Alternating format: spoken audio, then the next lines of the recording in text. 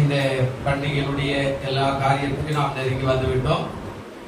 தொடர்ந்து 36 ஆசீர்வாதங்களை ரட்சிக்கப்படும் போது என்ற வார்த்தையை நான் உங்களுக்கு பகிர்ந்து கொண்டேன். நேற்றைய தினத்தில் ஒரு காரியத்தை நான், அதாவது கிறிஸ்து யாருக்கெல்லாம் மரித்தார் என்பதை பகிர்ந்து கொண்டேன். இன்றைக்கு கிறிஸ்துவானவர் மரித்து என்ன செய்தார் என்ற ஒரு தலைப்பில் நாம் ஒரு 10 நிமிஷம் நாம் பார்க்க போகிறோம். 1 பேதுரு எழுதின நிருபம், கிறிஸ்துவானவர் மரித்த போது என்ன செய்தார், அடக்கம் பண்ணப்படும் போது அப்படின்ற ஒரு காரியத்தை நாம் கொஞ்ச நேரம் பார்க்க போகிறோம். தன்னுடைய நாமத்துக்கு மகிமை உண்டாகட்டும். 1 பேதுரு 3ஆம் அதிகாரம், 1 பேதுரு 3ஆம் அதிகாரம் 18வது வசனத்தை நாம் வாசிக்கலாம். இப்படி சொல்லப்படுகிறது. 1 பேதுரு 3ஆம் அதிகாரம் 18வது வசனம், ஏனெனில் கிறிஸ்துவும் நம்மை தேவனிடத்திலே சேர்க்கும்படி அநீதி உள்ளவர்களுக்கு பதிலாக நீதி உள்ளவராய் பாவங்களின் நிமித்தம் ஒரே தரம் பாடுபட்டார். அவர் மாம்சத்திலே கொலை உண்டு, ஆவியிலே உயிர்ப்பிக்கப்பட்டார். அப்படின்னா மரணம் என்பது ஒரு முறைதான், பிறப்பு என்பது ஒரு முறைதான். எல்லா மனுஷனுக்கும் அதுதான் ஆண்டவர் நியமனம் பண்ணி வச்சுக்கிறார். பிரியமான தேவ பிள்ளைகள், அப்போ மரணம் என்ன திருப்பி திருப்பி வர மாதிரி எல்லாரும் கற்பனை பண்ணி வச்சிருப்பா. நான் அந்த பொறுப்பாடுவேன், நான் இந்த பொறுப்பாடுவேன். பைபிள்ல எங்குமே சொல்லப்படல. ஆனா அவர் என்ன சொல்ல வர்றாரு அப்படின்னா, வேதத்துல அழகா சொல்றாரு, கிறிஸ்துவம் நம்மை தேவனிடத்திலே சேர்க்கும்படி. நல்ல கவனிங்க, பரிகாரம் என்பது இல்லாமல் எந்த ஒரு மனுஷனும் பரிசுத்தம் அடைய முடியாது. பரிகாரம் ஒன்று இல்லாமல் எந்த மனுஷனும் ஆசீர்வாதத்தை சுதந்திரிக் கொள்ள முடியாது. பரிகாரம் ஒன்று இல்லாமல் எந்த மனுஷனுடைய வாழ்க்கையிலும் வெற்றி ஒன்று வருவது என்பது முடியாது. நல்ல வேலைக்கு போகணும்னா கட்டாயம் நல்லா படிக்கணும்.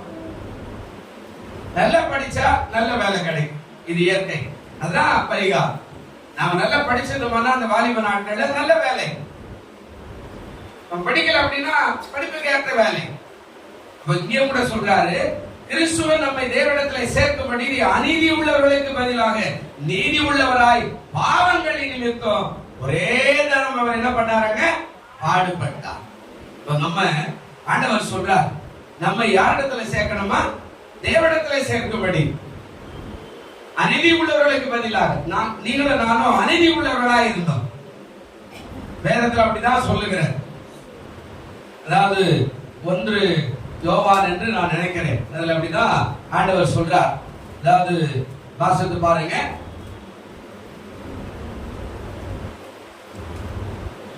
இந்த வார்த்தை இப்படி சொல்றார். 1ஆம் அதிகாரத்துல 8வது வசனம் ஒரு வார்த்தை சொல்றார் பாருங்க. என்ன சொல்றாருங்க, நமக்கு பாவம் இல்லை என்போமானால் நம்மை நாமே வஞ்சிக்கிறவர்களாய் இருப்போம், சத்தியம் நமக்குள்ளே இராது. என்ன சொல்றார், நம்முடைய பாவங்களை நாம் அறிக்கையிட்டால் பாவங்களை நமக்கு மன்னித்து எல்லா அநியாயத்தை நீக்கி நம்மை சுத்திகரிப்பதற்கு அவர் உண்மையும் நீதியும் உள்ளவருமாய் இருக்கிறார். அப்போ நமக்கு பாவம் இல்லை என்று எப்போதுமே எல்லா மனுஷனுடைய வாழ்க்கையில ஒரு பாவம் இருக்கதான் செய்கிறது. அதை பரிகாரம் என்ன அப்படின்னா, நாம் மரிப்பதற்கு பதிலாக அவர் மரித்தார். அதாங்க சொல்றார். இந்த வார்த்தையெல்லாம் அழகா பேசுறார். அநீதி உள்ளவர்களுக்கு பதிலாக நீதி உள்ளவராய் பாவங்களை நிமித்தம் ஒரே தரம் என்ன செய்தாருங்க, பாடுபட்டார். பாடுபட்டாருன்னா இன்னொரு இடத்துல இதை குறித்து இப்படியா சொல்றார். அவர் நரகத்துடைய வாசல், அதான் நரக வாசல், பட்டணத்து வாசலுக்கு புறமே பாடுபட்டார். கொல்கத்தாவை குறித்து எழுவார். நமக்காக பாடுபட்டார். பாடு என்பது வேதனை, பாடு என்பது துக்கம், பாடு என்பது கஷ்டம், பாடு என்பது கண்ணீர், பாடு என்பது கவலை, பாடு என்பது நெருக்கம், பாடு என்பது துன்பம், பாடு என்பது துயரம், பாடு என்பது வேதனையான ஒரு காரியம். அதை அவர் ஏற்றுக்கொண்டார். யாருக்காக அப்படின்னா உங்களுக்காக, எனக்காக. அதாங்க பேசுறார். அதாவது நீதி உள்ளவராய் பாவங்களில் ஒரே தரம் பாடுபட்டார். அவர் மாம்சத்துல என்ன செய்தாரா, கொலை உண்டார். மாம்சத்துல, ஆவில கொலை உண்ற காரியமெல்லாம் நடக்காது. மாம்சத்துல அவர் மாம்ச பிறப்பா இருந்தார். தேவனுடைய குமாரன் மனுஷகுமாரனாய் மாறினார். இப்ப மாம்சத்துல தான் இருந்தார். அப்ப மாம்ச பிரகாரமாக அவர் சொல்றார், அவர் மாம்சத்துல கொலை உண்டு. எப்படி உயிர்ப்பித்தார்? இப்போ ஆவியில உயிர்ப்பித்தார். அதனால்தான் அந்த வாரத்தின் முதலாம் நாள்ல மரியாள் தன்னுடைய சகோதரிகளோடு போய் சேர்ந்து செய்ய வேண்டிய 3ஆம் நாள் கடமையை செய்யும் போது பார்த்தா கல்லறை திறந்திருக்கிறது. அப்போ ஆண்டவர் வெளியே உயிர்த்தெழுந்துட்டார் அப்படின்னு மறந்துட்டாங்க எல்லாரும். அப்ப உயிர்த்தெழுந்தவரை போய் தொடரும்போது ரவி அப்படின்னு ஓடி போய் தொடரும்போது ஆண்டவர் அங்கே சொல்றார், என்னை தொடாதே, நான் இன்னும் தேவனிடத்துக்கு என்ன செய்யல, போகவில்லை. அப்படின்னா என்ன, மனிதகுமாருடைய அவதாரம் முடிந்தது, தேவகுமாருடைய அவதாரம் அந்த மரணத்தினால வந்து விட்டாரு. அந்த மரணத்தினால அவர் தேவகுமாரனாய் மாறிட்டார். அந்த மரணத்தினால நீங்களும் பரிசுத்தமாய் மாறிவிட்டோம். அல்லேலூயா. அதான் அங்க சொல்றார். பரிகாரம் என்பது என்ன, அவர் மரித்தார், நான் மரிக்கணும். ரத்தம் சிந்தனை இல்லாமல் பாவ மன்னிப்பு இல்லை. அது ரத்தம் சிந்தனை தான் கழுவப்படணும். ஆண்டவர் அந்த பழைய ஏற்பாட்டில் சொல்லுகிறார். அதுதான் இங்க சொல்றார், நமக்காக அவர் மரித்தார். எப்படி மரித்தார்? ஒரே தரம் பாடுபட்டார், ஒரே தரம் கொலையுண்டு. அவர் ஆவியில என்ன செய்யப்பட்டார், என்ன பண்ணார்? ஆவியில உயிர்ப்பித்த அப்படின்னா 19வது வசனம் வாசிங்க. என்ன சொல்றாரு பாருங்க. அந்த ஆவியில அவர் போய் காவல் உள்ள ஆவிகளுக்கு அவர் என்ன பண்ணாரா, ரசாயனித்தார். இப்போ ஊழியம் பாருங்க, மரித்து கூட ஊழியத்தை செய்கிற தேவனுடைய குமாரனா இருக்கிறார். அல்லேலூயா. நாம ஊழியம் செய்யறது இல்லை. நம்ம ஞாயிற்றுக்கிழமை பெரிய ஊழியம். இதுவே புசுன்னு வந்து உட்கார்ந்து மணியை பார்த்து என்ன இவ்வளவு நேரம் பேசிருக்கிறாரு அப்படின்ற மாதிரி எல்லாம் நாம நினைக்கிறோம். நாம் ஊழியம் செய்ய வேண்டும். தேவனுடைய கடமை அதன் மேல விடப்பட்டதா இருக்கிறது. அவர் சொல்றார், அந்த ஆவியில் அவர் போய் காவல் உள்ள ஆவிகளுக்கு பிரசங்கம் பண்ணினார். அந்த ஆவி எந்த ஆவி பாருங்க. அவரு நல்லா கவனிச்சு பாத்தீங்கன்னா, அதாவது அவர் போயிட்டு அடக்கம் பண்ணிட்டாரு, அவர் ஆவி அப்படியே அமர்ந்து போயிடுச்சு, அப்படி இல்லை. அவர் ஆவியில உயிர்ப்பிக்கப்பட்ட உடனே அடக்கம் பண்ணப்பட்ட போது ஆவியில உயிர்ப்பித்து அந்த ஆவிகளுக்கு போய் ஒரு பிரசங்கம் பண்ணிருக்கிறார். எந்த ஆவி? 20வது வசனம் சொல்றாரு. அந்த ஆவி என்ன ஆவி அப்படின்னா, அந்த ஆவிகள் பூர்வத்திலே நோவா பேழையை ஆயத்தம் பண்ண நாட்களிலே தேவன் நீடிய பொறுமையோடு காத்திருந்த போது கீழ்ப்படியாமல் போனவைகளை அந்த பேழையில சிறலாகி 8 பேர் மாத்திரமே பிரவேசித்து ஜலத்தினாலே காக்கப்பட்டார். நோவாவுக்கு ஒரு வார்த்தை சொன்னார், ரொம்ப மனஸ்தாபப்பட்டார். ஏன் ரொம்ப மனஸ்தாபப்பட்டார்? நல்ல கவனிக்கணும். ரொம்ப என்ன ஆயிட்டாருங்க, மனஸ்தாபப்பட்டார். மனுஷர்களை உருவாக்கு, இந்த மனுஷன் ஏன் படைச்சனோ தெரியலையே அப்படின்னு மனஸ்தாபப்பட்டார் ஆண்டவர். நான் படைச்ச நோக்கமே மாறிடுச்சு ஆதாம் கிட்ட. சரி, ஆதாமுடைய வழி வழியா வருவாங்க பார்த்தா நோவா காலத்துல வரும்போது கொள்ளைக்காரனும் கொலைக்காரனும் கீழ்ப்படியாதவனமாய் அவர்கள் மாறினதை பார்த்து ஆண்டவர் ரொம்ப மனஸ்தாபப்பட்டார். நான் இந்த மக்களை ஏன் படைச்சேன்? அப்போ அந்த மக்களை அழிக்கும்படியான ஒரு சூழ்நிலை உருவானது. அந்த சூழ்நிலைக்கு மத்தியில கொஞ்சம் மனம் திரும்புவதற்கான வழியை காட்டுறார். நோவா சொல்றார், நீ ஒரு பேழை உண்டாக்கு, அந்த பேழையில யாரெல்லாம் நீதிமானாக்கள் அவளை ஏற்று, எல்லா மிருகங்களை ஜோடி ஜோடா ஏற்று, இவ்வாறு மனுஷன் மனம் திரும்பானா அந்த சுவிசேஷ அறிவித்து 120 நாட்கள் எல்லாம் கவனிக்கணும். அது வரைக்கும் அவன் பேழை செஞ்சுக்கிறான். எல்லாரும் கேள்வி பண்ணிருப்பாங்க, அவனை எல்லாரையும் பரிசுத்தம் பண்ணிருப்பாங்க. என்ன தாத்தா பண்ற? வேலை பண்றப்ப ஆண்டவர் அழிக்க போறாரு தேசத்துல, அதனால தப்பிக்கொள்ளும்படியான காரணம் வேற வேலை இல்ல தாத்தா அவனுக்கு.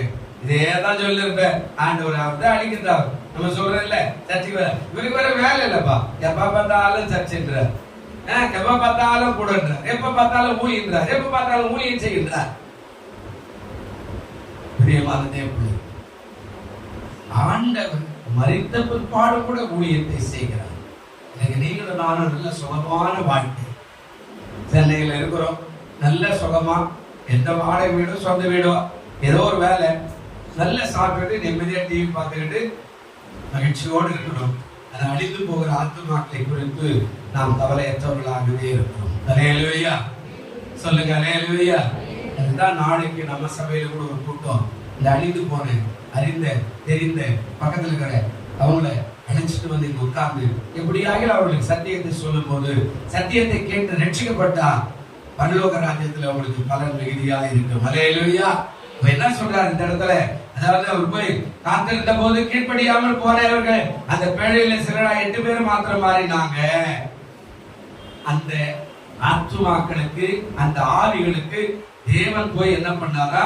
அவருடைய குமாரனா இருக்கிற கிறிஸ்து பிரசங்கம் பண்ணினார் என்று சொல்லப்படுகிறது. ஒரு வசனம் வாசிக்கலாம். ஆதியாகமம் 6ஆம் அதிகாரம் 3வது வசனம் வாசி. ஆதியாகமம் 6ஆம் அதிகாரம் 3வது வசனம் இருக்குதா பாருங்க கொஞ்சம். ஆதியாகமம் என்ன சொல்றார்? அப்பொழுது கர்த்தர், என் ஆவி என்றென்றைக்கு மனுஷனோடு கூட போராடுவதில்லை, அவன் மாம்சம்தானே, அவன் இருக்க போகிற நாட்கள் 120 வருஷம் என்றார். வாசிங்க. அந்நாட்களிலே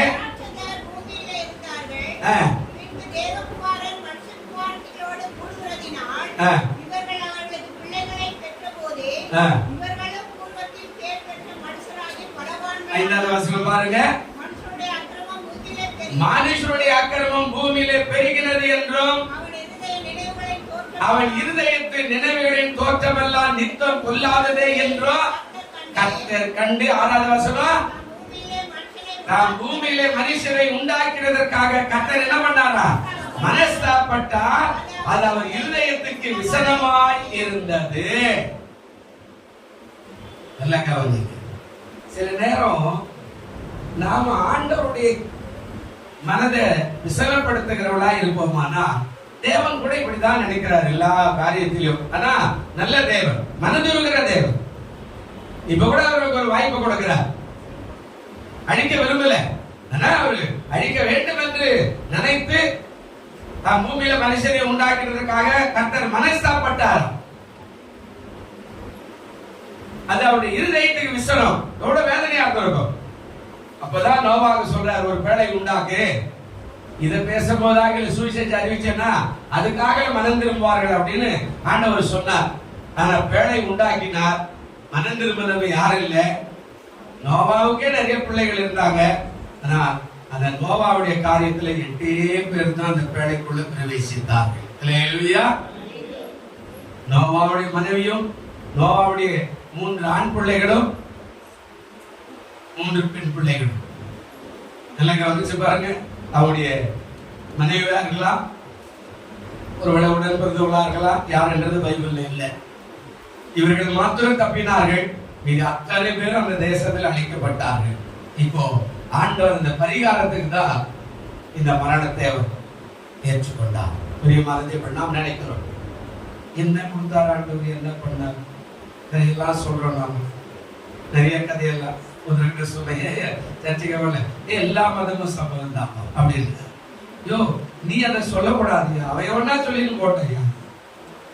ஆனா நீ ஆண்டவருடைய பிள்ளையா, நீ இருந்து நோக்க என்ன? உன்னை எப்படி எல்லாம் தூக்குனாரு ஆண்டவர், உன்னை எப்படி எல்லாம் ஆண்டவர் ரட்சித்தாரு, உன்னை எப்படி எல்லாம் உன்னுடைய வியாதிகள் மத்தியில நீ எப்படி எல்லாம் போராடின, எத்தனை பேருடைய ஜெபம் பிரயாசம் உன் வாழ்க்கையை மாற்றினது அல்லவா.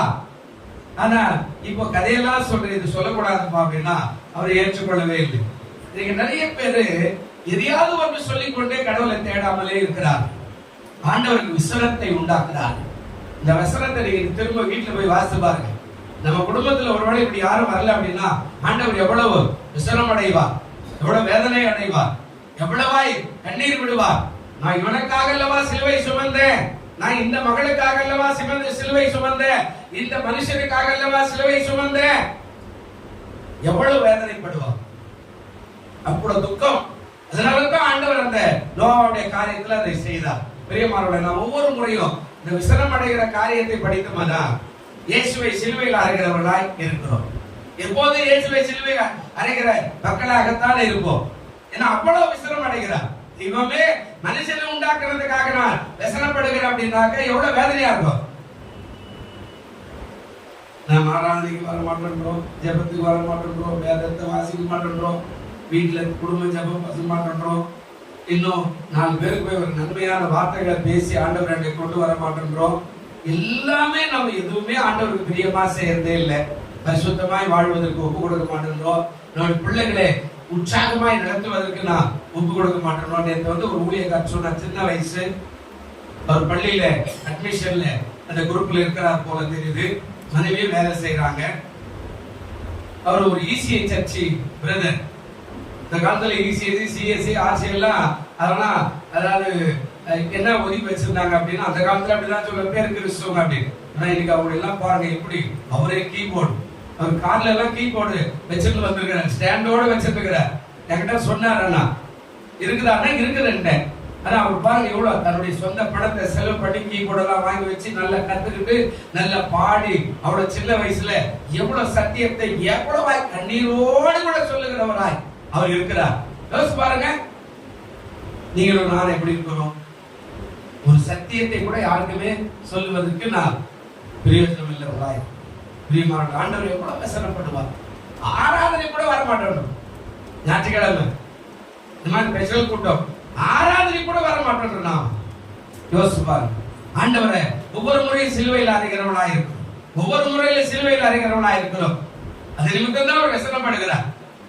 பிரியமான தேவ பிள்ளைகளே, அவர் மரித்து கூட ஆவலில் உள்ள ஆவிகளுக்கு போய் அவர் என்ன பண்ணார்? பிரசங்கம் பண்ணினார், ஊழியம் செய்தார். ஆனா நம்ம உயிரோடு தான் இருக்கிறோம். நம்ம குடும்பத்தையே நம்ம ஆதாயப்படுத்த நம்மளால முடியல. நம்ம பிள்ளைகளை சரியா வளர்க்கணும். நம்முடைய தாயார் அந்த அளவுக்கு அவர் வளர்த்திருக்கிறார். அந்த வளர்ப்பு முறை தான் இன்றைக்கு ஊழியக்காரனாய் ஒரு மாறி இருக்கிறார். வேலையும் செய்கிறார், ஊழியம் செய்கிறார். இன்னைக்கு கூட காலையில ஒரு இடத்துல எங்க ஒரு ஊழியர்கள் இருக்கிறார், போன் பண்ணும் போது சொல்ற, ஐயா நான் இந்த மாதிரி இருக்கிறேன். யோசிச்சு பாருங்க, ஊழியத்துக்கு போய்கொண்டே இருக்கிறார். பணம் பொருள் சம்பாதிக்கிற காரியம் நல்லா படிச்சுக்கிறார். நல்லா கவனிச்சு பாருங்க. ஆனா நம்ம கிருபையின் மேல கிருபை நமக்கு ஆண்டவர் கொடுத்திருக்கிறார். அந்த கிருபையை நாம் பயன்படுத்தாமல் இருக்கோம். பிரியமான தேவ பிள்ளைகளே, இனி வருகிற நாட்களில் ஆகிலும் நாம் செயல்படுவோம். கர்த்தர் நம்மை நிச்சயமாய் ஆசீர்வதிப்பார். இயேசுவை நாம் விசனப்படுத்தாதபடிக்கு நம்முடைய தேவன் நம்மை ஆயத்தப்படுத்தட்டும். நம்முடைய வாழ்க்கை மாறட்டும். அவர் நம்மை விசனப்படுத்த கூடாது, நாம அவரை விசனப்படுத்த கூடாது. அவர் நம்ம மேல அன்பு வைக்கிறார். அதனால தான் போய் அநீதி உள்ளவர்களை பதிலாக அவர் போய் மன்னிச்சார். நாம் அநீதி உள்ளவர்கள், ஆனா அவர் நமக்காக மரணத்தை ஏற்றுக்கொண்டார். அவர் நமக்காக ரத்தம் சிந்தினார். அவர் நமக்காக ஈட்டினால கொத்தப்பட்டார். அவர் நமக்காக முள்முடியை தரித்தார். அவர் நமக்காக அந்த ஜீவன் உள்ள முடியவரை அந்த ரத்தத்தை சிந்தி சிலுவையிலே தொங்கினார். நாம் அவருக்கு என்ன செய்தோம்? என்ன கொடுத்தோம்? என்ன சாதித்தோம் அவருக்காக? எல்லா நன்மைகளையும் பெற்றுக்கிட்டோம். மரணத்திலிருந்து தூக்கி விட்டாரு, கஷ்டத்திலிருந்து தூக்கி விட்டாரு, நல்ல படிப்பு கொடுத்தார், நல்ல வேலை கொடுத்தார், நல்ல வியாபாரம் கொடுத்தார், நல்ல கல்யாணம் பண்ணி வைக்கிறார், நல்ல பிள்ளைகளை கூட பெற்றெடுக்கிற கிருபையை ஆண்டவர் நமக்கு வழியாய் வாங்கி செய்றார். எல்லா ஆசீர்வாதத்தையும் வாங்கி கொண்டு அவர் என்ன பண்ணார், அவர் என்ன பண்ணார், என்ன பண்ணார் அப்படின்னு சொல்லி அவர் விசனப்படுத்துகிற மனுஷர்களாவே நாம் இருக்கணும். நம்முடைய வாழ்க்கை மாறட்டும். 2024 நம்முடைய வாழ்க்கை மாறட்டும். பிரியமான தேவ பிள்ளைகளே, எவ்வளவு நாளைக்கு ஆண்டவரை நாம் குற்றம் சொல்லி கொண்டிருப்போம்? எவ்வளவு நாளைக்கு ஆண்டவரை நாம் சிலுவையில் அறைந்து கொண்டே இருப்போம்? எவ்வளவு நன்மை அதை நினைச்சு பார்த்தாவே நமக்கு பணம் பொருள் கூட பெருசா தெரியும். எவ்வளவு பெரிய ஜீவனை கொடுத்தார். அல்லேலூயா. அந்த தேவனை 2024 நாம் பிடித்துக் கொள்வோம். அவரை விசனப்படுத்த வேண்டாம். எப்போதும் அவர் விசனப்படுத்த கூடாது. ஆமா, சிலத்துல ஆராதனைக்கு வந்தா கூட நம்ம அப்படியே வேடிக்கை பார்க்கணும். ஆண்டவரை சரியா ஆராதிக்கிறது இல்லை, ஒரு பயபக்தி இல்லை, ஒரு அதாவது அந்த ஆராதனை முறையில ஒரு நீதியோடு கூட நியாயத்தோடு கூட ஒரு உண்மையோடு கூட ஒரு பயபக்தியாய் ஓய தேவனுக்கு அல்லவா அந்த ஆராதனை நான் செய்கிறேன் என்று சொல்லத்தக்கதாய் கூட நாம் இல்லை. அதான் நம்ம கதை பேசுறோம், போன் பார்க்கிறோம். இப்ப அந்த போன் நம்ம கையில வந்து என்ன பாடுபடுது, பிரசங்கம் பண்ணா கூட போனதான் ஒண்ணுக்கும். அது எவ்வளவு வசனமா இருக்கும். இருக்கட்டும், போன் ஆஃப் பண்ணுங்க, முடிஞ்சு போய் ஆன் பண்ணுங்க. நிறைய கால் வந்திருக்கு, பேசுங்க. ஒரு காசு பணம் வந்தா கூட அல்ல கட்டாயம் வரும். ஆனா நாம் எப்போதும் குறை சொல்லிட்டு இப்படியாக ஆண்டவரை விசனப்படுத்துறோம். ஆமா, ஆராதிக்கும் போது நல்லா ஆராதிக்கணும், சத்தியத்தை கேட்கும் போது நல்ல சத்தியத்தை கேட்கணும். அது மாத்திரமல்ல, ஒழுக்கங்கள் அவசியம். ஆமா, நம்மளை பார்க்கும்போது ஒழுக்கம் உள்ளவர்கள், நம்ம கிறிஸ்துவர்கள் சொன்னா ஒழுக்கம் உள்ளவர்கள் என்று சொல்லுவாங்க. அந்த காலத்துல இருந்தே நம்ம தான் எல்லாத்துக்குமே வழிகாட்டு. இந்தியாவில் கான்வென்ட் ஆரம்பிச்சவங்க நாம தான். இந்தியாவில் கான்வென்ட் போட்டு பிள்ளைகளுக்கு நல்ல ஷூ சாக்ஸ் போட்டு நல்ல ட்ரெஸ் போட்டு அனுப்பினதும் கிறிஸ்துவர்கள் தான். நல்ல பேண்ட் ஷர்ட் போட்டு வெள்ளைக்கார காலத்துல ஷூ போட்டு நல்ல நடக்க பழகிறவர்களும் நம்ம கிறிஸ்தவர்கள் தான். பிரியமான தேவனே, நான் இப்பொழுது அவர் எப்ப பார்த்தாலும் விசனம் படுத்துகிறோம். ஒழுக்கம் அவசியம், உண்மை அவசியம், பரிசுத்த அவசியம். நாம் ரொம்ப காலத்துக்கு இதை கொண்டு போக முடியாது. இப்படியே ஓடிக்கிட்டு இருந்தா எல்லாத்துக்கும் ஒரு காலம் வச்சிருக்கிறார். வாலிப நாட்களே வாலிபத்துல ஓடி ஆடி ஏதோ கீழ்படியால் நடக்கிற ஒரு காரியம் இருக்கலாம். எனக்கு கல்யாணம் ஆன உடனே ஒரு மனைவி, அதுக்கப்புறம் ஒரு பிள்ளைகள், குடும்பம் செட்டில் ஆயிட்டு சரியாயிடணும். நான் அப்போ அதே மாதிரி தான் இருப்பேன்னா அவன் சரியில்லைன்னு அர்த்தம். அப்ப ஆண்டவருக்குள்ள வந்து நாம் ஆண்டவருடைய பிள்ளைகளா இருக்கும் போது, ஆண்டவருக்குள்ள வாழும் போது, ஆண்டவர் நம்மை ஆசீர்வதிக்காம வேற யார் ஆசீர்வதிக்க போறா? நாம் மற்றவர்களுக்கு ஒழுக்கத்தை காட்டுகிற பிள்ளைகள், நாம் மற்றவர்களுக்கு வழிகாட்டுகிற பிள்ளைகள், நாம் மற்றவர்களுக்கு ஒளியா இருக்க வேண்டிய பிள்ளைகள், மற்றவர்களுக்கு உப்பா இருக்க வேண்டிய பிள்ளைகள், நாம் மற்றவர்களுக்கு நீதியை காட்டுகிற பிள்ளைகள், நாம் மற்றவர்களுக்கு உண்மையை பேசுகிற பிள்ளைகள். பிரியமான பிள்ளைகளே, இதை பார்த்து கொண்டிருக்கிற நீ யாரா இருக்கலாம், கேட்டுக்கொண்டிருக்கிற யாரா இருக்கலாம், நாம் வழிகாட்டுகிறவளா இருக்கும் போது இயேசுவானவர் நம்மை குறித்து விசனம் அடைய மாட்டார். நம்ம அப்படி எவ்வளவு விசனப்படுகிறார். ஏன் இந்த மனுஷர்களை உருவாக்கினேன், ஏன் இந்த மனுஷர்களை நான் படைத்தேன் என்று நோவாவின் காலத்தில் அவர் எவ்வளவு விசனம் அடைகிறார். என் மனதுக்கு வேதனையா இருக்கிறது என்று சொல்லுகிற அளவுக்கு நாமும் அப்படியே செய்து கொண்டிருப்போமானால் வாழ்க்கைக்கு பரிகாரம் எப்போது வரும்? அதுதான் அந்த நீதி உள்ளவராய், அநீதி உள்ளவர்களுக்கு பதிலாக நீதி உள்ளவராய் அவர் நமக்காக பலியாய் மாறினார். அதை நாம் நினைத்து வாழ்க்கையை மாற்றும் போது நாம் ஒளியின் பிள்ளைகளாய் காணப்படுவோம். ஒளியின் பிள்ளைகளாய் மாறும்போது நமக்கான ஆசீர்வாதங்கள் வரும். அது மாத்திரமல்ல, நாம் மற்றவர்களுக்கு பிரயோஜனமான பாத்திரங்களாய் தேவன் நம்மை மாற்றுவார். கண்களை மூடுவோம். நல்ல பிதாவே, இயேசு கிறிஸ்துவின் நாமத்தினாலே வருகிறோம். நீர் மரித்தும் ஆவியில் உள்ள ஆண்டவரே, அந்த ஆவிகளுக்கு போய் கட்டல இருக்கிற காவலில் உள்ள ஆவிகளுக்கு போய் நீர் ஆண்டவர் பிரசங்கித்தீர் என்று சொல்லப்படுகிறது. ஆனால் நாங்கள் இன்னொரு ஊழியத்தை சரியாய் செய்ய முடியாதபடிக்கு தவிக்கிறோமே. ஆண்டவரே, எங்களை அப்படியாய் உயிர்ப்பீங்க. நாங்களும் திரும்ப நல்ல ஊழியத்தை செய்ய கிருபை செய்யுங்க.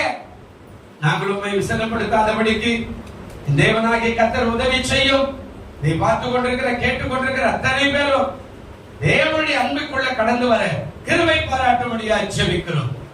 ஆண்டவரே, அவர்களுக்கு எந்த துன்பங்களோ, துயரங்களோ, வேதனைகளோ, கண்ணீரோ, கவலைகளோ இருக்குமானால் கூட எல்லாவற்றையும் மாற்றி இந்த வருஷம் அவர்களுக்கு ஆசீர்வாதமான ஆண்டாய், இந்த வருஷம் அவர்களுக்கு நன்மையின் ஆண்டாய், இந்த வருஷம் நல்ல கிருபையின் ஆண்டாய், இந்த வருஷம் நல்ல பரிசுத்தத்தின் ஆண்டாய், இந்த வருஷம் வெற்றி உள்ள ஆண்டாய் அவர்களுக்கு மாற்றி தரும்படியாய் ஜெபிக்கிறோம். தேவன் அற்புதங்களை செய்யும். ஆமாப்பா, நாங்கள் அநீதி உள்ளவர்கள், நாங்கள் மரிக்க வேண்டியவர்கள். ஆனால் எங்களுக்காக நீதி உள்ளவராய் இருக்கிற நீர், நீதிபரராய் இருக்கிற நீர், ஆண்டவரே, இந்த மரணத்தை உத்தரித்தீரே. ஆண்டவரே, நீர் எவ்வளவு நல்ல தேவன், எவ்வளவு நல்ல தேவன். ஏசப்பா, ஒரு அன்பு கரத்துல ஒப்புக்கொடுக்கிறோம். ஒவ்வொருவருக்கும் நல்ல தேவனா இருந்து வழிகாட்டுங்க, அற்புதங்களை செய்யும். இயேசு கிறிஸ்துவின் நாமத்தினாலே ஆசீர்வதிக்கிறோம். இயேசுவின் நாமத்தில் வேண்டிக் கொள்கிறோம் நல்ல பிதாவே. ஆமென். ஆமென்.